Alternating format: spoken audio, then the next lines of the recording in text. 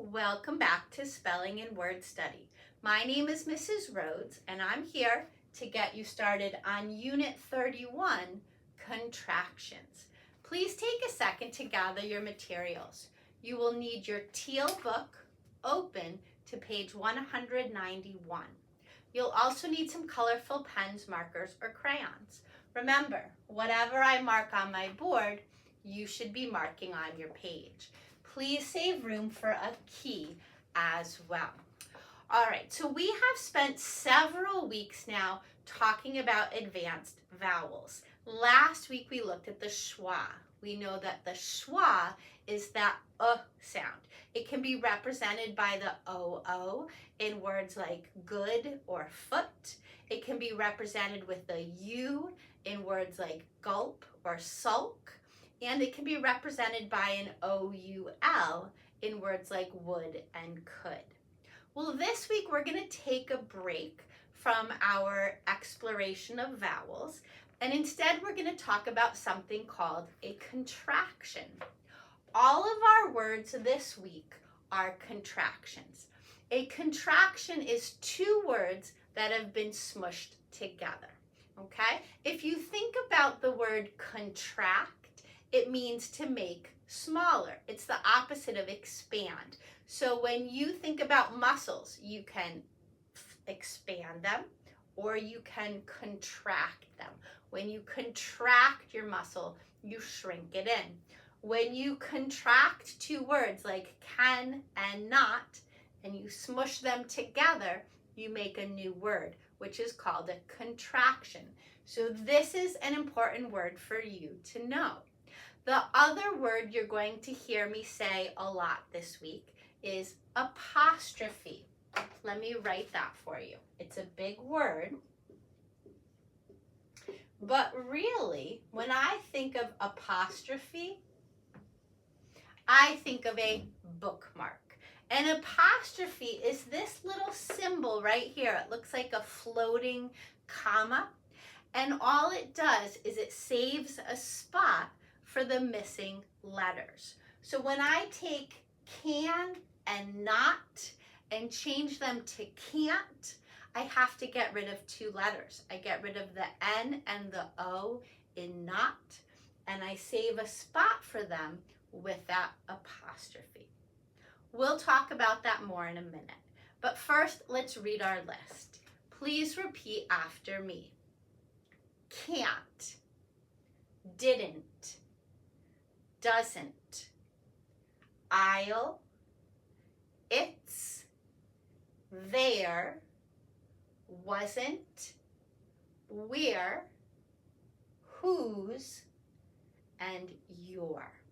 Notice all of our words this week contain a contraction. They contain an apostrophe, and they are called contractions. So, there are certain words that show up again and again in contractions. One word that shows up a lot is the word not. So if we take the word can't, right here, we have the word not. Can't means can not. Now notice when I switch can't to cannot, I've got the C, the A, the N, and the T. These two letters are taken away when we shorten the word, and we save a spot for them with our little bookmark, our apostrophe. Now, you can't just stick an apostrophe wherever you want. You have to put it in the same space where the letters are missing. So because the N and the O belong here, we stick our apostrophe between the N and the T. Okay? So can't means cannot. Didn't means did not. Now when I combined did and not, I only took out the O this time. So this apostrophe is just saving a spot for one letter. This apostrophe is saving a spot for two letters. Doesn't is short for does not. Okay? There's the word does. The only letter that's missing is the O. So we put the apostrophe here between the N and the T in not. Can't, didn't, doesn't. Here we have wasn't, which is short for was not. There's was, there's not. The only thing we took out was the O. Okay. Over here, anything I circled in purple is a contraction that uses the word not. Okay? Can't means cannot. Didn't means did not. Doesn't means does not. And wasn't means was not. Okay? I did not change the spelling at all of my first word. I just put a bookmark in there to take the place or hold a place for the missing letters, which in the word cannot, we lost 2 letters. In the other words, we just lost 1. Okay, another word that shows up a lot in contractions is will. I'll is another way to say I will. I'll be right back. I'll call you later means I will be right back. I will call you later. When we smush those 2 words together, we lose the W and the I. So this apostrophe right here saves a place for them. Okay? That's it on our list. But we can also make other contractions like you'll, short for you will, he'll, short for he will, and she'll, short for she will. Notice, by the way, that I always gets capitalized. Just like if you were writing the word I by itself, you're still going to capitalize it if you turn it into a contraction like I'll or I'm or I've. We always keep that pronoun I capitalized. Okay, so anything in blue is a contraction that uses the word will. Okay, look down here. It's. What word is hiding there? Yeah, it's is short for it is. When I put that apostrophe here, it saves a spot for the I. Okay, so it's means it is. It's a beautiful day outside means it is a beautiful day. Whose means who is. Like, who is coming to the party? Whose turn is it next? I'm sorry, no, not whose turn is it next. I just tricked myself. That's this kind of whose. This kind of whose shows ownership. Whose table is this? Whose book is this? Whose turn is it? We use this word. This we only use if we're trying to say who is. Whose and whose are homophones. Okay? It's means it is. Whose means who is. Again, the apostrophe is only saving a spot for one letter in these words. Okay? So both of these words use the verb is. All right, what else do we have? Their. What is that short for? Yeah, it's short for they are. This apostrophe is saving a spot for the A, okay? Their my best friends means they are my best friends. They're coming to dinner means they are coming to dinner. Now, this is another tricky word because it's another homophone. There's this kind of there, which means put it over there.